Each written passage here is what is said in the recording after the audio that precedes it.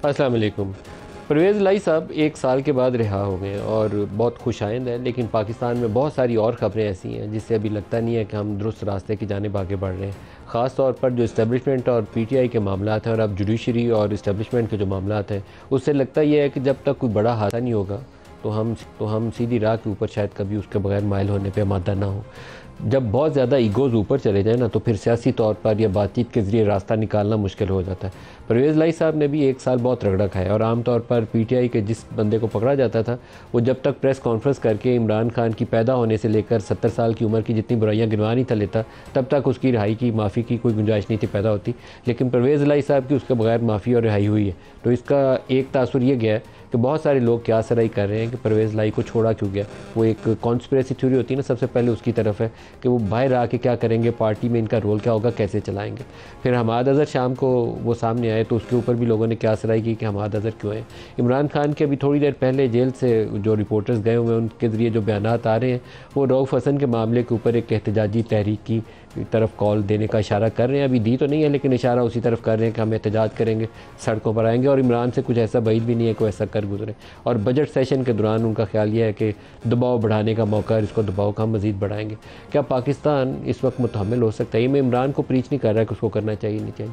मैं सारे लोगों के लिए जो इस्टेब्लिशमेंट में, जुडिशरी में, हुकूमत में बैठे हैं, शहबाज शरीफ हों या अपोजिशन में इमरान खान है, क्या पाकिस्तान में जो कुछ पिछले चंद सालों में हमने कर गुजरे हैं, क्या पाकिस्तान मुतहम्मिल हो सकता है कि हम इसी तरह की एजिटेशन, इसी तरह की बेयकीनी और इसी तरह का केओस जो है उसको जारी रखें? 2014 के धरने से लेकर आज तक 2024 तक उसमें इमरान की हुकूमत बनी भी, गिरी भी, एहतजाज भी हुआ, उसको गोली भी लगी, नई हुकूमत भी बनी, लेकिन पाकिस्तान में अमन नसीब नहीं हुआ। लोग गरीब से गरीब हो रहे हैं, रुसवा हो रहे हैं, बेरोज़गार हो रहे हैं, बच्चे माँ बाप पढ़ाते पढ़ाते वो उनके पल्ले कुछ नहीं बचता, उसके बाद उनके बच्चों को नौकरियां नहीं मिलती और वो हाथ जोड़ के खड़े होते हैं या पाकिस्तान से फ़रार होने के तरीके ढूंढते हैं। ये पाकिस्तान है आज का। और पीटीआई के बहुत सारे लोग ऐसे हैं कि जिनको उम्र के इस हिस्से में है कि शायद उनके साथ ज़्यादा छेड़खानी नहीं करनी चाहिए। डॉक्टर यास्मीन राशिद, उनकी हेल्थ कंडीशन भी ऐसी है, उनकी कैंसर की सर्जरीज़ वगैरह हो चुकी हैं, वो अल्लाह का शुक्र है कि उसमें रिकवर कर चुकी हैं, लेकिन उनकी सेहत इस काबिल नहीं है कि उनको 1 साल से पाबंद सलासल रखा जाए। कल से उनके ऊपर जो उनकी हेल्थ कंडीशन है, ब्लड प्रेशर उनका ऊपर है, इस वक्त हॉस्पिटलाइज है, उल्टियाँ जा रही हैं, उनको कोई डायरिया हुआ है या क्या, आई डोंट नो, क्या कोई फूड पॉइजनिंग है, लेकिन साथ उनका ब्लड प्रेशर भी शूट किया गया। तो क्या ये दुरुस्त अमल है कि डॉक्टर यास्मीन राशिद को एक रगड़ा लंबा लगाया हुआ है 1 साल से, हमने तो मज़ीद उसको अंदर रखे? ज़मानत करके भी मुकदमा चलाया जा सकता है। मैं ये नहीं कहता कि उसको आप आंखें बंद करके सारों को माफ़ कर दें, लेकिन कोई सबूत होगा, एविडेंस होगी तो किसी अदालत से सज़ा हो जाएगी। पाकिस्तान से फ़रार तो नहीं बंदे हो जाएंगे या कहीं गायब भी नहीं हो जाएंगे। तो हमें बेहतर रास्ते अपनाने चाहिए जिससे तलखी में, तनाव में कमी आए। मुझे लगता नहीं है कि हम वो हरकतें करने पे तैयार हैं जो महज़ब दुनिया को अपनानी चाहिए।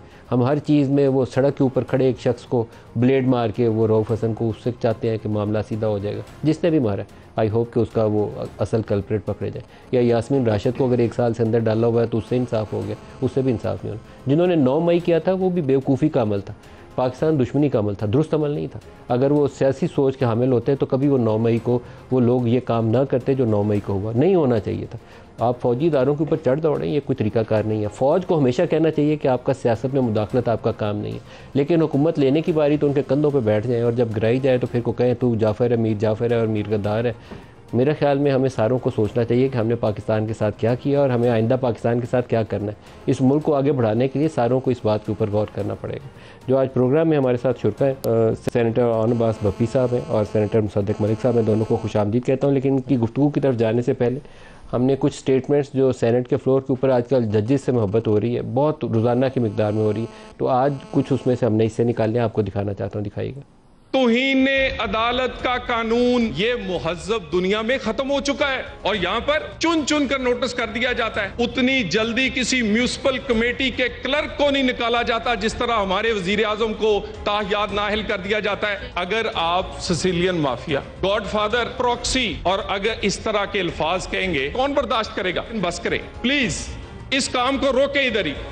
यहाँ जो तौहीन का खेल खेला जा रहा है, ऐसा लगता है कि हजारों लाखों वोट लेके मुंतखब होने वाला एमएनए उनके अलावा बाकी सबकी इज्जत है। किसी भी दायरे में बैठे हुए मौजूद अफराद को उनको भी हक नहीं होना चाहिए कि आप हमारी इज्जतें उछालें। अगर आपकी जानिब से जनाब सिलेक्टिव जस्टिस होगा और डिसीजन होंगे तो फिर लोग आप पे सवाल उठाएंगे। आईने पाकिस्तान किसी अदालत को ये इख्तियार नहीं देता कि वो गुस्से में जो उसके दिल में आए वो कह दे। वो कहे कि अगर ये काम अभी इस तरह ना हुआ तो मैं वजीर आजम को यहाँ पे बिठा दूंगा। ये क्या तरीका है अदालत करने का? आप करें, आप अपने फैसलों के जरिए जो हुक्म जारी करना चाहते हैं वो जरूर करें।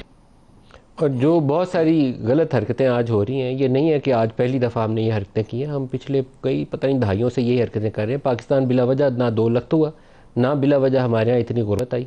हम बहुत बेहतर इकॉनमी थे इस खित्ते में, ना बिला वजह हमारा मईशत की तबाह हाली हुई। हमने अपनी हरकतों से ये सारा कुछ तबाह किया।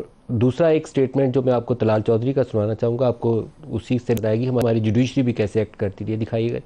पनामा का केस जब शुरू हुआ तो साकिब निसार साहब ने मुझे ये मैसेज भिजवाया कि अगर तुम नवाज शरीफ और मरियम नवाज के खिलाफ बयान दोगे जो स्टेज पर बैठे हुए हैं तो पार्लियामेंट में जाओगे, नहीं तो तुम जेल जाओगे। और इस बात को मैं पहले भी कह चुका हूं, किसी किस्म की तहकीक जब मर्जी इसकी कर ली जाए। अदालत का वकार मेरे जैसे और अरकान पार्लियामेंट को तौहीन अदालत का नोटिस देने से बुलंद होगा? नहीं।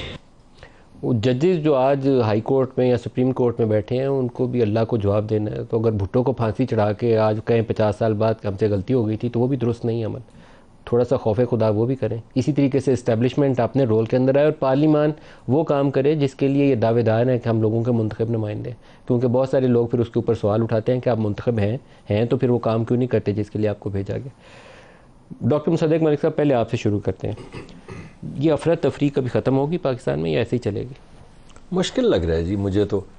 जो सियासी तनाव जो शिद्दत इख्तियार कर गया है, इदारों के माबैन जो तकरीबन झड़पें चल रही हैं, अदालत के अंदर चलें हमारे साथ अगर उनने कहा कि वज़ीर आज़म को बुला लो या किसी वज़ीर को बुला लो तो बुलाएंगे तो चले जाएंगे, उसमें क्या है। अदालत जाने से कोई हमारी इज़्ज़त में कमी तो नहीं आती।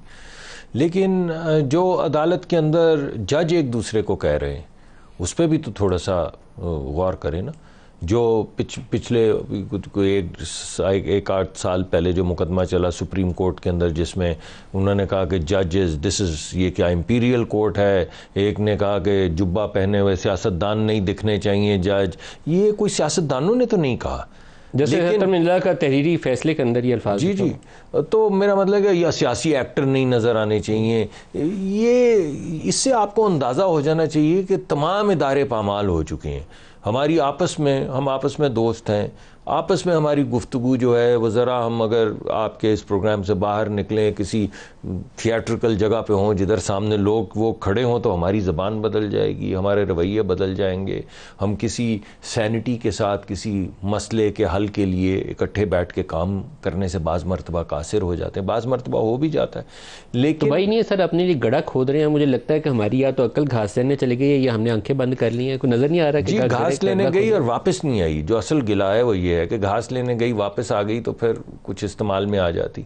लेकिन मुझे लगता है कि ये जो तनाव है, जो ज़बान है, जो वज़ादारी का फुकदान है, ये बिल्कुल हमारे सिस्टम को पामाल कर रहा है। यानी हर मुआशरे के अंदर एक न्यूट्रल आर्बिटर होता है, यानी जिसके ऊपर सबको एतमाद होता है। लोग कहते हैं यार सब खाना ख़राब हो जाएगा ना तो अदालत ठीक कर देगी, या जैसे पहले कहते थे इस्टेब्लिशमेंट ठीक कर देगी, या कहते थे कि यार पार्लियामान के अंदर डिबेट हो जाएगी, या कहते थे कि यार कुछ जर्नलिस्ट उठ के एक ऐसी कहानी लिख देगा। अब आप जर्नलिस्ट का नाम लें तो कोई लिफाफे की आवाज़ लगा देता है, आप पॉलिटिशियंस का नाम लें तो तकरीबन गाली निकाल देता है। आप अदलिया की बात करें तो वो आपस के ही उनके झगड़े नहीं ख़त्म होते, फिर हमसे झगड़े नहीं ख़त्म होते। तो किसी को किसी इदारे पे किसी आर्बिटर के ऊपर एतमाद नहीं रह गया। तो बाज़ दफ़ा इंसान सोचता है कि यार ये क्यों है, ये क्या इतनी पॉपुलिज्म ऐसी आ गई हमारे मुल्क में कि हम एक दूसरे से बात पॉपुलिज्म नहीं है, एनार्की है। नहीं, और पोलराइजेशन एक तरह से जी पोलराइजेशन जो तनाव है वो एनार्किक प्रोपोर्शंस में आ गया है। वरना ये पॉपुलिज्म की इसकी रूट कॉज ये है कि हम एक थिएटर क्रिएट करते हैं।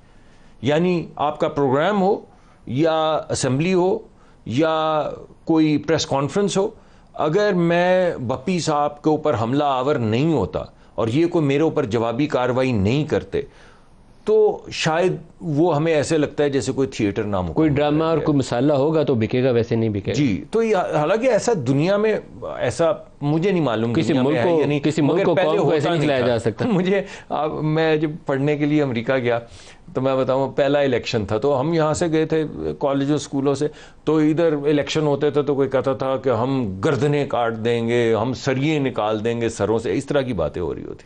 उधर मैं गया तो वो कोई सोशल सिक्योरिटी की बातें कर रहे और ओल्ड एज की बेनिफिट्स की बात। मैंने कहा यार ये किस तरह की सियासत है नामुराद, ये क्या बातें कर रहे हैं, सोशल सिक्योरिटी का हमारी क्या होगा। हमसे मुतासिर हो गए अब हो गए ट्रंप ने हिलरी क्लिंटन पे इल्जाम लगा दिया था। मैंने इसी वजह से कहा अब ट्रंप के ऊपर इल्जाम है कि रूसी उसकी मदद कर रहे हैं, तो वो भी हमारे से मुतासिर हो गए। पॉपुलिज्म की जो लहर आई है, जो यूरोप में भी आई है, हमारे यहाँ भी आई है, वहाँ भी आई है, मगर कुछ ठहराव की अब ज़रूरत है ना। डिसफंक्शनैलिटी जब आ जाए, चलें पॉपुलिज्म जब तक लोग एंजॉय कर रहे हों और सियासी एक नोक झोंक चल रही हो तो ठीक है, मगर जब वो डिसफंक्शनल हो जाए तो मेरे ख्याल में वो आंखें खोल लेनी चाहिए। बप्पी साहब ये डिसफंक्शनल का इन्होंने लफ्ज़ बहुत सही इस्तेमाल किया। प्रैक्टिकली मुझे आजकल बहुत इस पर एप्रीहेंशन है कि हम डिसफंक्शनल हो गए, हमारी अदालतें भी डिसफंक्शनल है, हमारा तालीमी निज़ाम डिसफंक्शनल है, सोशल सिक्योरिटी नाम की तो चीज़ ही कोई नहीं है। तो ये 25 करोड़ का मुल्क है, हमने इसको छोड़ा हुआ है कि ज़िंदा रह सकते हो तो रह लो, नहीं रह सकते तो साढ़े उठे ना रहना साढ़े उठे ना रहना। तो दिस इज़ नॉट ऑन, ये इस तरह हम नहीं चला सकते इस मुल्क को। बिल्कुल राइटली सेड आपने भी और मलिक साहब ने कहा बिल्कुल राइटली सेड। बट इसमें हर बंदे ने चिप इन किया, हर पॉलिटिकल पार्टी ने चिप इन किया, हर इदारे ने चिप इन किया, जिसका जहाँ पे दांव चला है ना उसने रगड़ के रख दिया, माफ़ी किसी ने दी। और आपसे एग्री करता हूँ कि एट द एंड हमें आवाम की किसी को भी शायद इस सिस्टम में जो लोग डिसीजन मेकर्स है किसी को परवाह नहीं है। आज के इस दौर में, आज की बात करते बहुत पीछे नहीं जाते, मैं मलिक साहब को पॉलिटिकल ब्लेम गेम में नहीं जाना चाहता। आज के इस दौर में जो प्रायोरिटीज़ इस वक्त गवर्नमेंट की होनी चाहिए वो प्रायोरिटीज़ इनकी भी नहीं है। शायद किसी टाइम पे हमसे भी कोई गलतियां हुई होंगी, सब ने अपना हिस्सा डाला, but having said that move forward किसने करना है? अगर हम दोनों आज ये रियलाइज कर रहे हैं आपके शो में बैठ के कि हमसे मिस्टेक्स हुए, are we ready to move on? No, we are not ready to move on. कल रऊफ हसन का वाक़या हुआ, सारी गवर्नमेंट खामोश है। आज मैंने सेनेट में पूछा तारड़ साहब से, मैं कहा सर कोई FIR जो आपने दर्ज की है उसमें आपने लिख दिया है कि उनका प्रायर कोई इशू चल रहा था ख्वाजा सराओं से, doesn't make any sense. He was, उनका कोई जवाब नहीं था उनके पास, Mohsin Naqvi was not available. ये जो इस वक्त जजेस के साथ हो रहा है, मैं कल हम पूरे पाकिस्तान से सारे सेनेटर 100 के करीब सेनेटर एक सेनेट का सेशन अटेंड करने के लिए, शायद कोई बिजनेस होगा कुछ होगा, मलिक साहब नहीं आ सके किसी वजह से, हम आए वहाँ पे तो अचानक उन्होंने कहा जी बिजनेस तो कोई नहीं है, क्वेश्चन आवर शुरू करते हैं। And the first speech that was given space was Faisal Vawda sahab, and the narrative जो फैसल वाडा साहब ने बिल्ड किया वाज द जुडिशरी। उसके बाद फिर तलाल चौधरी साहब, फिर उसके बाद Sabzwari sahab, and then at the end Azam Tarar sahab. Floor of the house के ऊपर आपको इम्यूनिटी मिल जाती है, इसलिए वहां बैठ के जजों को रगड़ना चाहिए। देखिए ना कि पूरा senate was bound to do one thing कि किसी तरह जुडिशरी की बेतुकीरी की जाए, बेइज्जती की जाए। अब मलिक साहब यकीनन बहुत शाइस्ता आदमी है, he can't do it, but जब आज तारड़ साहब ने एंड पे कहा कि जजेस को अपने कयूद पे रहना चाहिए, नेमिंग जस्टिस मोहसिन कियानी के हवाले से, तो बाबर सत्तार के ऊपर ऐसी ऐसी स्पीच है, जस्टिस अतर मन्नल्ला के हवाले से स्पीच है, यानी कि पूरी अदलिया ऐसे ले ली आज सेनेट में सिमट आई है, हम सबको इम्यूनिटी है, उनके साथ कुछ भी कर गुजरे। सो जब ताकत आती है तो ताकत का नशा भी आता है। आज वो ताकत का नशा इनके पास है, इससे पहले हमारे पास भी होगा, कहीं ना कहीं हमसे भी गलती हुई, लेकिन आज ब्लेम गेम में ये कहीं ना कहीं थोड़े से मुर्द इल्जाम होंगे सर। लेकिन हम कहीं भी रात दुरुस्त करने की कोशिश नहीं करते। तो मैं कहता हूं काजी फायद ईसा के ऊपर रेफरेंस आप लोगों ने फाइल किया, आजकल ये काजी फायद ईसा को बल्ले बल्ले करते हैं और बाकी मोहसिन अख्तर कियानी इनको पसंद नहीं। मोहसिन अख्तर कियानी हो सकता है आपके दौर में कुछ और कर रहे होंगे, ये कोई ना हर दौर में कुछ ना कुछ ऐसा चला है, लेकिन वो अफसोस का मुकाम यह है कि आज भी हम सबक नहीं सीखते कि ये राह सीधी करनी है, यहाँ पे ये रेड लाइन है, इसको क्रॉस नहीं करना। सीखी बैठे हैं विद द हार्ड वे, इन्हें लर्न द हार्ड वे। मैं ये कहना मुश्किल है कि आप हार्ड वे से तो आप गुजरे हैं, लेकिन सबक सीखने वाली बात मुश्किल है। एक दफा हुकूमत की है और उसके बाद हमारे साथ ये हो गया, चार दफा हुकूमत कर चुके हैं, क्या ये सीखने को तैयार है? मतलब वेरी फ्रैंकली आज के दौर में सीखा नहीं सीखा ना, मतलब इस वक्त मजा आ रहा है ना, क्योंकि इसे ताकत का एक नशा ही ऐसा होता है, उसकी हवा ही पता नहीं मजा आ रहा है या फंस के बैठे हुए हैं, ये सब बाद में पूछेंगे। जब ये डिसलॉज होंगे और पता नहीं उसके बाद हम तो नहीं आने लगे, कोई और आएगा, जो भी आएगा उस वक्त फिर हमारे साथ होंगे, फिर हम आपस में मिल रहे हैं, तो तीसरा कोई प्लेयर आ जाएगा। ये जो है नंबर गेम आपकी और मेरी जो बारी चल रही है ना, जिसकी बारी होती है वो एंजॉय कर रहा था, बाकी तो यार ये सिस्टम बड़ा ठीक नहीं चल रहा। सो आई थिंक आज ये टाइम है पड़ा, और मजे की बात है जितनी तकलीफें शायद इन्होंने 90 की दहाई में बर्दाश्त की, हमने तो अब आगे देखी है ना, आपस में तो पीपल्स पार्टी ये चलते रह गए, हम तो पहली दफा सिस्टम में नहीं। खाली 90 की दहाई में क्यों, अभी आपके दौर में नवाज शरीफ भी जेल में था, मरियम भी जेल में थी, वो तो नवाज शरीफ को 1 महीने के बाद लंदन चले गए थे, कौन से नवाज शरीफ ने कितना सा जेल काटी है? ये तो आप बताइए, जो हम जब हमसे जेल से कितना सा जेल काटी है? 1 महीना 1.5 महीना रहा होगा इस वक्त हमारे दौर में, आप ही के दौर में, पीटीआई के दौर में। डॉक्टर साहब कितना सा नवाज शरीफ जेल जी, मैं नाम ले देता हूँ, मियाँ नवाज शरीफ जेल, मियाँ शहबाज शरीफ जेल, मियाँ हमजा वो भी 2 दिन ही रहे होंगे, हमजा 2-3 दिन रहे थे ना, हमजा मरियम भी जेल, वो भी ऐसे 2-1 दिन, और जिस तरह से लेके गए शाइस्ता खान, मिफ्ता इस्माइल, ख्वाजा साहब, ख्वाजा साहब, ख्वाजा सलमान रफीक साहब, एहसन इकबाल साहब, ऐसे 2-2 दिन के बाद वो बाहर आ गए थे। हमारी तो पूरी पीटीआई जेल में थोड़ी ऐसी नहीं, हमारी पहले मिसिंग हुई है। सुनिए सर, हमारी सारी पार्टी की टॉप लीडरशिप जेल में थी, सारी, नियरली विदाउट एन एक्सेप्शन। कुछ लोगों पे हेरोइन डाल दी गई जिसकी सज़ा मौत है, कुछ लोगों को 27 साल कैद दे दी गई इलेक्शन से 7 दिन पहले। तो मैं, आप जो बात कर रहे हैं ना उसको ज़रा हम कॉन्टेक्स्ट में लाएं तो ये चला जाता है वापस जस्टिस मुनीर से शुरू हो जाएं। ये कोई, इसमें कोई भी आप जैसे कह रहे हैं बिल्कुल बजा कह रहे हैं, कौन है जिसके हाथ साफ हैं यहाँ पे? आप मुझे बताएं, भुट्टो साहब की वो जो फांसी थी वो ठीक थी, मौलवी तमीज़ुद्दीन केस ठीक था, यानी क्या चीज़ है जो वो एक क्या शेर है कि कौन इस घर की देखभाल करे, रोज़ एक चीज़ टूट जाती है। तो ये तो एक अजीब किस्म का मामला है। और आज भी मेरी कोशिश है कि मैं आपको 2-4 चीज़ें याद करवा दूँ। आप कह रहे हैं कि अगर हमसे हुई मगर आपसे तो हुई है, ऐसा नहीं है। ये जो एक थोड़ी सियासत के अलावा जो किसी तरीके से 2-3-4 मरतबा मियाँ नवाज शरीफ साहब ने अंदिया दिया है कि चलें हम अपनी सिर्फ बात कर लेते हैं, मगर किसी वक्त ट्रूथ एंड रिकन्सिलिएशन का कोई तरीक़ाकार तो तय करना है, कभी तो आगे बढ़ना है। किसी दिन तो बैठेंगे ना, किसी दिन तो अपने बच्चे बच्चियों के लिए कुछ वज़ादारी की फ़िज़ा जो है वो पैदा करेंगे तो आगे जाएंगे ना। तो मैं मान लेता हूँ कि हमारा बोझ ज़्यादा है आपसे, मगर बोझ तो हर तरफ बटा हुआ है, तो किसी वक्त बैठ जाएं। अब मेरा ख्याल है कि अगर आप यानी ब्लफ कॉल करने के लिए भी बैठ जाएं तो कोई डायलॉग शुरू तो होगा ना। आप बैठेंगे, कोई फ्री फ्लो ऑफ आइडियाज़ होगी, कोई थोड़ी सी एतमाद की बहाली होगी तो बात आगे बढ़ेगी ना। अगर आप बोलें नहीं हमने नहीं बैठना, अगर और हमारी ये, हम कैसे ऐसे लोगों के साथ बैठें, तो फिर नहीं बैठेंगे। तो फिर मैं थक हार के बंदा कहेगा ना बैठे, नहीं बैठना तो ना वो, तो फिर अच्छी बात तो नहीं है। जब बप्पी साहब एक मज़े की, जो हम ऑन एयर अभी आप लोगों को इतना वो जो नेम कॉलिंग हो जाएगी अगर किसी का नाम ले लेके बोला जाए, मेरे ख्याल में कोई 95% अगर मैं मिस्टेक नहीं कर रहा तो पीटीआई के जो इस वक्त आपकी क़यादत है ना, उनके इस्टेब्लिशमेंट के साथ मिलना जुलना और राब्ते उनके ठीक हैं, उनकी प्रॉब्लम नहीं है। मतलब माइनस इमरान, मेरा नहीं ख्याल है कि कोई बड़ी तादाद में बड़े आपके जो मेन लीडर हैं आजकल पार्टी के, उनके इस्टेब्लिशमेंट से कोई दुश्मनी चल रही है। आपकी इन्फॉर्मेशन कोई होगी हमारे पास, हो सकता है आप इसको माने या ना माने, मुझे मेरा ख्याल नहीं था कि आप इसको डिसोन करें। सारे अंदर से जेल की सर वो मैं 95% कह रहा हूँ कि आपके लोगों ने रास्ते ठीक रखे हुए, तो अगर वो राब्ते आप बिहाइंड द सीन कर सकते हैं तो फॉर्मलाइज चैनल करें, मुल्क को भी तो आगे चलने दें, इस्टेब्लिशमेंट को भी कह रहा हूँ, आपके लोगों को भी, दोनों को कह रहा हूँ यार इसको आगे चलने दें, मुल्क को बस करें। मैं कर्ज करूँ ऐसे, ये तो पहली आपकी इन्फॉर्मेशन है। अगर ऐसा होता तो जो कुछ हमारे साथ हो रहा है शायद ये ऐसा ना होता पिछले 1-1.5 साल जो है, उसके बाद आप राय रास पे आ गए जहाँ आपको लाना चाहते हैं। जो कुछ हमने बर्दाश्त किया है, अगर आप उस चादर चार दीवारी को छोड़ देते हैं, हमारे घरों की दीवारों को भी छोड़ दें, हमारी माओ बहनों को भी छोड़ दें, इतना हम कॉम्प्रोमाइज थे एस्टेब्लिशमेंट के साथ, तब भी हमारी दीवारें क्रॉस करके आए, हमें उन्हें बालों से खींच के बाहर फेंका। डॉक्टर यास्मीन अगर इतनी को 95% में कॉम्प्रोमाइज है कैंसर होने के बाद वाले जो है वो मैं उनको 95%। सो आप इस वक्त जेल में जितने हैं मतलब वो कॉम्प्रोमाइज जेल से बाहर, ये थोड़ा सा क़यादत की बड़ा हिस्सा 95% हार्श ओपिनियन हो जाएगी, बट हैविंग सेड दैट मैं अपने इस नंबर को काफी हद तक ऑन कर, मेरा पॉइंट समझने की कोशिश कीजिए सर। कोई भी इस मुज़ाकरात से बाहर निकलने को तैयार, हम भी मूव ऑन करना चाहते। असल इशू वही है जो मलिक साहब कह रहे हैं कि इस वक्त इनको मजा आ रहा है, दे कांट डू इट, क्योंकि इनके पीछे जो लोग खड़े हैं वो ऑटोमेटिकली अपनी फोर्स, अगर उन्हें सपोर्ट विड्रॉ करी तो ये नीचे गिर जाएंगे। और अगर ये फंस के बैठे हुए तो ये अब ये फंसे बैठे, कल को कोई और फंसेगा। इशू ये कि हम सारे फंसे होते हैं। अब जो फंसा होता है वो कहता है मैं निकला तो ये घुस जाएगा। वो जो प्रेसिडेंट डायलेमा का कॉन्सेप्ट है वो बिल्कुल ट्रूली फिट हो रहा है सबके ऊपर कि हम ये निकलेंगे हम फंस जाएंगे। हैविंग सेड दैट, जो कुछ हमारे साथ हुआ है अगर उसके ऊपर किताबें लिखनी शुरू, तो आप गिनेस बुक ऑफ रिकॉर्ड में पीटीआई के ऊपर एक पूरी किताब लिखी जा सकती है। और यकीन करें एक एक कहानी ऐसी है कि आप भी, मतलब आप सख्त जान आदमी हैं, आपकी आंखों में भी आंसू आ जाएंगे। So let's not go into the detail seriously sir. हमारे साथ जो हुआ है उसकी इनसे मैच नहीं है। इन पे करप्शन के केसेस थे, हम पे 9 मई का बार जो पूरा डाला है ना, एक सेकंड सर, ठीक, मैं तो 9 मई का जो पूरा वजन हम पे डाला है ना, यकीन करें हमारी सांस आनी बंद हो गई थी। ये ऐसी चीज आपने तो चाहते साथ ही 9 मई चला दिया जी, बड़े जालिम लोग हैं।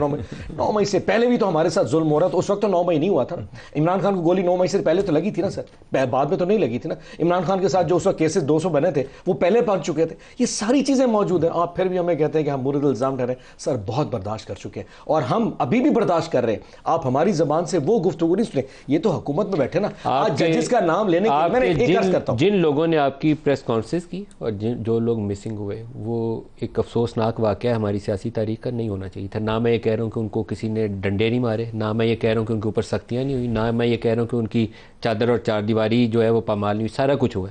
मैं आपको कह रहा हूं कि अब जहां पर पहुंच गए हैं यहां से आगे चलें। और आपकी मैं दोबारा दोहरा रहा हूं कि टॉप टियर जो भी पार्टी चला रही है, majority of them are in contact with establishment. आप इसको फॉर्मली पाकिस्तान को आगे चलने दें, मेहरबानी करें आप। अच्छा सर, हम कहां रोक के खड़े हैं? मैं सवाल ये पूछना चाहता हूं कि हमारी वजह से अगर पाकिस्तान रुका हुआ तो वो कौन सी जगह है? हम ऐसा कौन सा, हमारी लीडरशिप जेल में, हमारी टॉप टियर लीडरशिप इस वक्त जेल में, हमें बिल्कुल वो पॉलिटिकल जो आज़ादी है इजहार से, अब रऊफ हसन के साथ जो हुआ है, क्या मतलब कुछ कर रहा था जो कुछ के साथ हो चुका है, तो हमसे ऐसी कौन सी गलती हो रही है जिसकी वजह से मुल्क नहीं आगे बढ़ रहा? आज हाथ इन्होंने बढ़ाना है, ये हुकूमत में मां करो बढ़ाते हैं, आप कहते हैं बात ही नहीं करेंगे, चोर डाकू हैं। सीरियसली उस हाथ में हमें भी डर लग रहा है ना, जो हाथ है ना उनके पीछे किसी और का हाथ है। ये आपकी पार्टी की जो पॉलिसी है, स्टेटेड पॉलिसी है कि हम नून लीग, पीपल्स पार्टी और एमकेएम इन तीन से बातचीत नहीं करेंगे। फिर ये एक्सक्यूजेस ढूंढे ना, फिर आप एक्सक्यूजेस ढूंढे। आप इंतजार कर रहे हैं, आपको जीएस को एक लव लेटर लिखे, आपको दावत दिया, ये हमारे साथ बैठिए, और वो खत नहीं आ रहा, ना आएगा, मेरी तो नहीं है। अच्छा, अगर किसी ने किसी से बात करनी हो ना तो उसके लिए सॉफ्ट मैसेजिंग की जाती है। मैसेजिंग क्या है? टेरियन का केस खोल देते हैं। मैसेजिंग क्या है? रऊफ हसन के ऊपर ख्वाजा सराज चढ़ा देते हैं। मैसेजिंग, ये जो सिग्नल्स है ना, ये भी कोई ठीक नहीं आ रहे ना। हम तो कोई सिग्नल नहीं दे रहे, हम कुछ भी नहीं कर रहे। एक 8 फरवरी के इलेक्शन के बाद से लेकर आज तक हमने किया क्या है? सिवाय सेनेट में नेशनल असेंबली में तकरीर करने के अलावा क्या किया है? हम तो प्रोटेस्ट करने लगते हैं, 10-10 गाड़ी हमारे घर के बाहर खड़ी कर देते हैं। एक ब्रेक करीब आ रही है जी, ब्रेक ले रहे हैं। डॉक्टर साहब से वापसी में जवाब देते हैं हमारे साथ ही।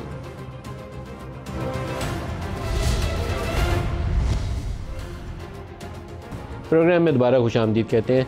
पाकिस्तान के हालात के ऊपर अगर बात करें तो आजकल पाकिस्तान की जो इकोनॉमिक सिचुएशन है वो सबसे बड़ी वल्नरेबिलिटी है। आईएमएफ की एक टीम आई हुई है और हमने बजट में क्या करना है और क्या नहीं करना, सबसे पहले आईएमएफ से इजाज़त लेनी पड़ती है। आईएमएफ से जब भी आप प्रोग्राम करें तो आप मैक्रो टारगेट्स उनसे डिस्कस करते हैं, लेकिन आजकल सूरत हाल यह है कि उन्होंने पहले कहा कि स्टेट बैंक की ऑटोनॉमी करें आप, क्योंकि पॉलिसी रेट के ऊपर, एक्सचेंज रेट के ऊपर आप इंटरफेरेंस करते हैं, स्टेट बैंक ऑटोनोमस होना चाहिए। हो गया जी, नया हमने लॉ पास कर दिया। अब स्टेट बैंक हमारी नहीं मानता लेकिन आईएमएफ वालों की मानता है। वो पॉलिसी रेट हमारा लास्ट मिड रिव्यू के अंदर मॉनेटरी पॉलिसी के 22 से नीचे आना चाहिए था, क्योंकि कोर इन्फ्लेशन आपकी नीचे आ गई हुई है। आईएमएफ ने हमें आखिरी ट्रांस जारी करनी थी, उन्होंने कहा नहीं अभी 22 पे ही रखो। इसी तरीके से एक्सचेंज रेट हमने जितना होना चाहिए, क्योंकि हमारा करंट अकाउंट डेफिसिट ना होने के बराबर है, शायद $200-250 मिलियन है टोटल, क्योंकि इंपोर्ट्स को अच्छे से कंटेन किया जा रहा है और ये दुरुस्त पॉलिसी है। तो वो कहते हैं एक्सचेंज रेट को और फ्लेक्सिबल रखें। हम इंटरबैंक से बाय कर रहे हैं डॉलर फॉर लास्ट 10 मंथ्स और सो, 4-5 अरब डॉलर हमने मार्केट से उठाया है, बेचा नहीं है, उठाया हुआ है। वो कहते हैं अभी भी इसको फ्लेक्सिबल रखो। तो ये वो दो चीज़ें हैं जो हमारे लिए रेसिपी ऑफ डिज़ास्टर बनी हुई है। ना हमारी इन्फ्लेशन नीचे आ रही है, ना हमारी इकॉनमी चल रही है। पूरा सिस्टम हमने ना वो ग्राइंडिंग हार्ट होता है, यहाँ दबा के नीचे ज़मीन पर अटक गया, ना आगे हो रहा है ना पीछे हो रहा है, और इसको चलाने के लिए हमें कुछ करने की ज़रूरत है, कुछ जुस्तजू करनी पड़ेगी। नहीं, वो कहते हैं नहीं करना, अगला प्रोग्राम लेना है तो जो कह रहे हैं यही काम करो। तो इस तरीके से अगर चलाना है पाकिस्तान को तो फिर ठीक है, अल्लाह हाफिज़ है। 10-20 अरब डॉलर अगले 5-7 सालों में और चढ़ा लेंगे, बाहर निकलने का रास्ता हमें नहीं मिलेगा।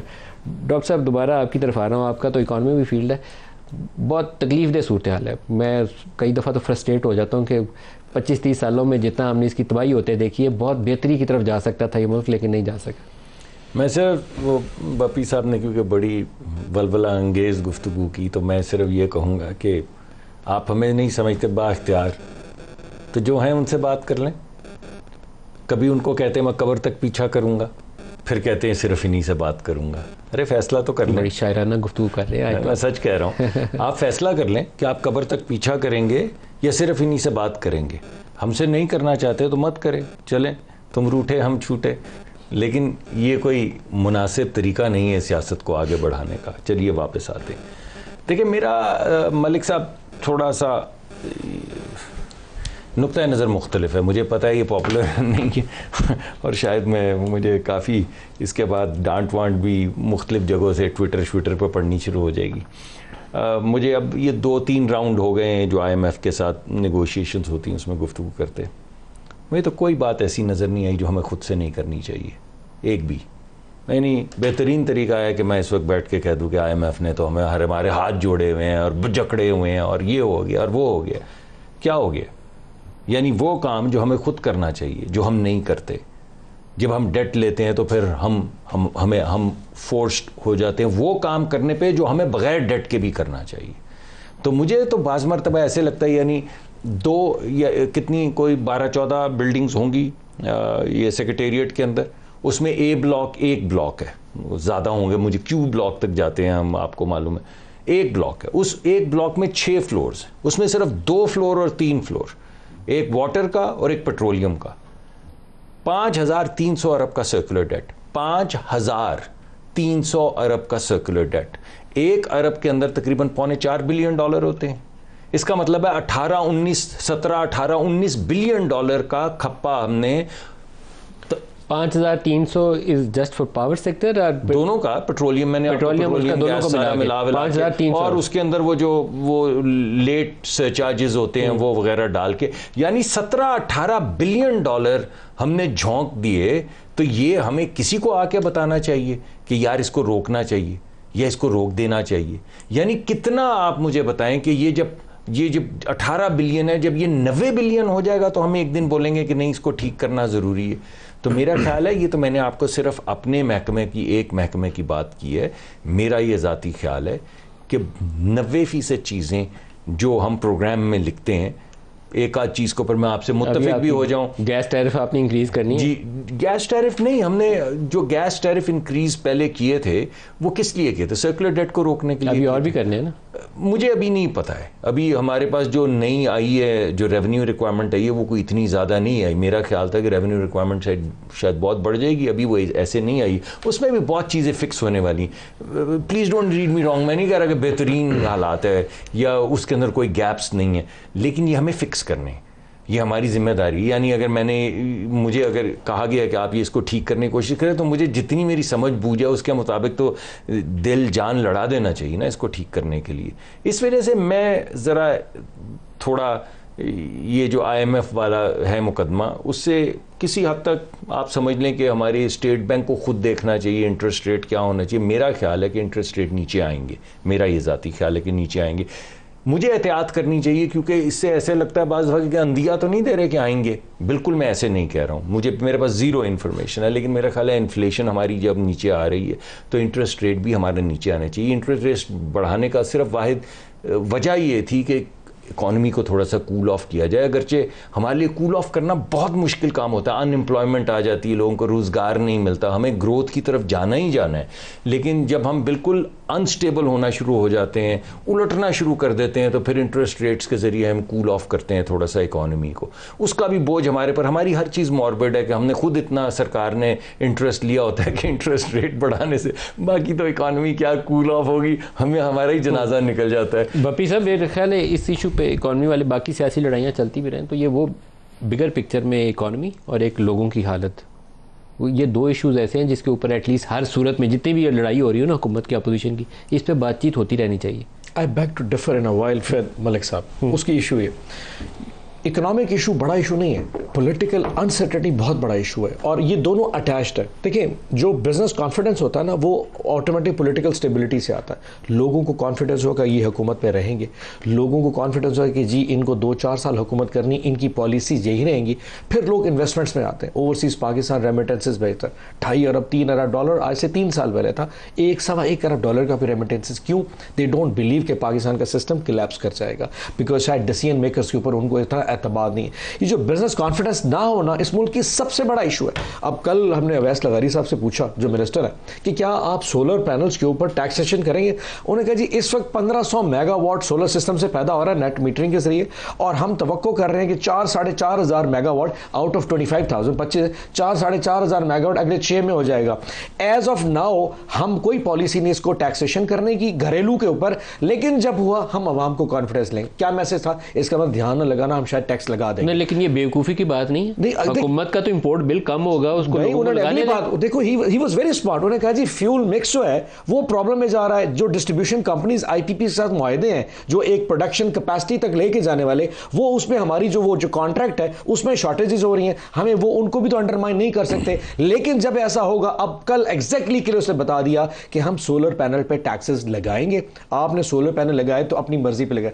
ये जब आप इस तरह की अनसर्टेनिटी खुद पैदा करते हैं ना, फिर लोग करो यार भैया मैंने सोलर नहीं लगाना। ये वैसे बेवकूफों वाली अप्रोच है, आपको असेंबली में इसके ऊपर बहस करनी चाहिए, इतना बड़ा सर्कुलर डेट सुना दिया। मैं एक सिंपल से एग्जांपल देता हूं। अभी ये जो आते साथ ही अभी जो गंदम का क्राइसिस हुआ, इनके जमाने में $450 मिलियन की इंपोर्ट हुई है, टोटल $1 अरब की यूक्रेन की इंपोर्ट हुई है। मार्च और अप्रैल में 9 लाख टन आई है। This would have stopped it ना, कि पंजाब में गंदम पड़ी है, why the import is being allowed. मैंने एक मिनिस्टर से पूछा भाई तुमने क्यों? उन्होंने कहा हमें तो पहले महीने पता ही लगा हम कर क्या रहे हैं। अगर सिटिंग गवर्नमेंट को ये नहीं पता कि यूक्रेन से गंदम आ रही है, पंजाब में गंदम का स्टॉक पड़ा है, तो आप $400-450 मिलियन के रिजर्व्स बचा सकते थे, जस्ट बिकॉज क्योंकि आपका वो consolidated he must be doing very good, ये अच्छा मिनिस्टर होंगे, कोई और साहब अच्छे मिनिस्टर, लेकिन ये हुकूमत का जो एक कॉन्सेप्ट है ना वो स्ट्रांग नहीं है, बिकॉज जो खुद चीफ प्राइम मिनिस्टर बैठा ना उसको खुद शक है कि शायद मुझे मेरा भाई गिरा दे, शायद किसी दिन मरियम का माइंड चेंज हो जाए। ये जो सर बात हर बात पे हंसी आ जाती है सर, मैंने कभी वर्दी पे हंसी किया sir. So the point remains, ये जो uncertainty with in the government है ये ज्यादा डिस्टर्बिंग है। जब तक ये खुद कॉन्फिडेंस में नहीं होंगे ना कि हमने 5 साल हुकूमत करनी है, हमारे जो सपोर्टर्स हैं वो हमें 5 साल तक हमारे पीछे ऐसे ही कंधा लेके खड़े रहेंगे, ये खुद अनसर्टेनिटी शिकार लोग उस वक्त तक कॉन्फिडेंस नहीं है। ब्रेक ले लें, ब्रेक से वापसी भी इसका जवाब डॉक्टर साहब से लेते हैं, हमारे साथ रहिएगा।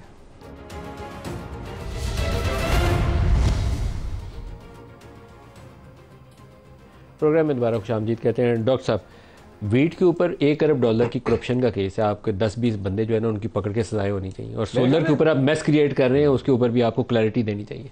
दे देते हैं क्लैरिटी। अब आपने आज का प्रोग्राम में आप मुश्किल सवालात सारे पूछ रहे हैं तो मैं बताता जाता हूँ जो मुझे समझ आ रही। देखिए इस वक्त लगभग रफली 30 रुपए की बिजली की पैदावारी कीमत है, बाकी हमारे टैक्सेस वैक्सेस हैं। 30 रुपए के अंदर से को 15-16 रुपए जो हैं, 1-आध रुपए का फ़र्क होगा, वो कैपेसिटी पेमेंट है, और 10 से 11 रुपए है तकरीबन जो बिजली की पैदावारी कीमत है, और 3 रुपए के करीब है जो डिस्ट्रीब्यूशन की कुल मिला के जो कीमत बनती है। तो कैपेसिटी पेमेंट क्या है? कैपेसिटी पेमेंट ये है कि गर्मियों में हमें 30-35 हज़ार मेगावाट बिजली की ज़रूरत पड़ती है, और सर्दियों में ये जो ज़रूरत है ये 10,000 मेगावाट पे आ जाती है। तो अगर हम गर्मियों के लिए तैयारी करें और ये चाहें कि हमारे गर्मियों में लोड शेडिंग ना हो, तो हमें कम से कम 30,000-35,000 मेगावाट बिजली की ज़रूरत है। अब जो इन्वेस्टर है जो आके $500 बिलियन की या $1 बिलियन की इन्वेस्टमेंट करता है, उसका बैंक उसको कर्जा उसी सूरत देता है अगर वो सरकार से कागज़ लेकर आए कि भाई कर्जा आप वापस ज़रूर करेंगे, यानी बैंक का कर्जा जो है वो आप ज़रूर वापस करेंगे, उसको कैपेसिटी पेमेंट कहते हैं। उसमें बैंक का कर्जा होता है, एक्विटी इन्वेस्टर्स का रिटर्न होता है, और मेंटेनेंस होती है, 3 कंपोनेंट होते हैं। जब आप उसको वो कागज़ दे देते हैं तो जब गर्मियाँ ख़त्म हो जाती हैं तो सर्दियों तक आपको देनी पड़ती है कैपेसिटी पेमेंट। अभी आप पॉलिसी की तरफ आती है, लंबा हो जाएगा। ठीक है, अब ये तो मैंने आपको बता दिया। अब हो ये रहा है कि अब हम प्रमोट कर रहे हैं सोलर, हमारी पॉलिसी है, और शहबाज शरीफ साहब तो कमिटेड हैं सोलर के साथ, और मेरे ख्याल में पिछले 3-4-5 महीने में 5-6 हज़ार मेगावाट का सोलर की प्लेट्स जो है वो लग रही हैं, इंपोर्ट भी हुई है बहुत बड़ी तादाद में, और which is encouraging side, very encouraging and very good. Ultimately आप इसको रोकने की कोशिश कर रहे हैं। मैं बताता हूँ, जब बैलेंस जो कल लगारी साहब ने बात की ना, जिसपे कह रहे थे कंफ्यूजन क्रिएट हुआ, वो ये कह रहे थे कि देखें जब लोग बिजली, और सोलर कौन लगाता है? जो अफोर्ड कर सकता है, जो 10-15 लाख रुपए जिसके पास हो वही सोलर लगाता है। जब वो सिस्टम में से निकल जाता है तकरीबन मान लें 12 घंटे के लिए, तो वो जो बिजली नहीं इस्तेमाल होती, वो कैपेसिटी पेमेंट का बोझ गरीब आदमी पे और बढ़ जाता है। अभी जो मैंने आपको 16 रुपए का, ये 17 हो जाएगा, फिर 18 हो जाएगा।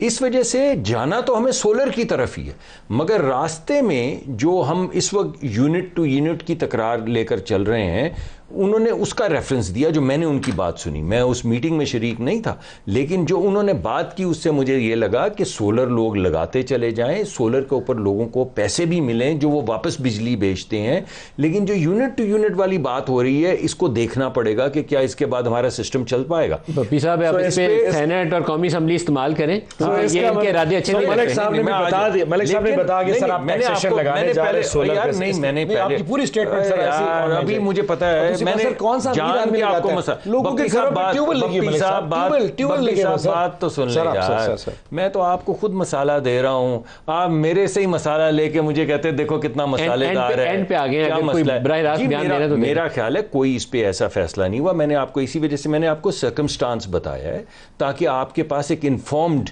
ओपिनियन आप बना सकें। मैंने आपको ये नहीं कहा कि टैक्स लग रहा है, क्योंकि ऐसी कोई चीज अभी सामने नहीं आई है, आएगी तो मैं आपके बप्पी साहब आप इस पे फ्लोर इस्तेमाल करें हाउस का और उसके ऊपर बहस भी करें और इनसे तफसील, और मुझे भी बुलाएं फिर मैं आपको आके जवाब दूंगा। रुकावट बननी चाहिए। बात आपको नजर आएगी। एक रिक्वेस्ट आपके टॉक शो में करता हूं, मलिक साहब मेहरबानी करें, पंजाब गवर्नमेंट कहें, केपी गवर्नमेंट हमारी गंदम इस वक्त 3900 रुपए में 3 लाख टन उन्होंने मंगवाई है, जो कि सारी इन्होंने डेरा इस्माइल खान ब्लॉक कर दी स्मगलिंग के नाम के ऊपर।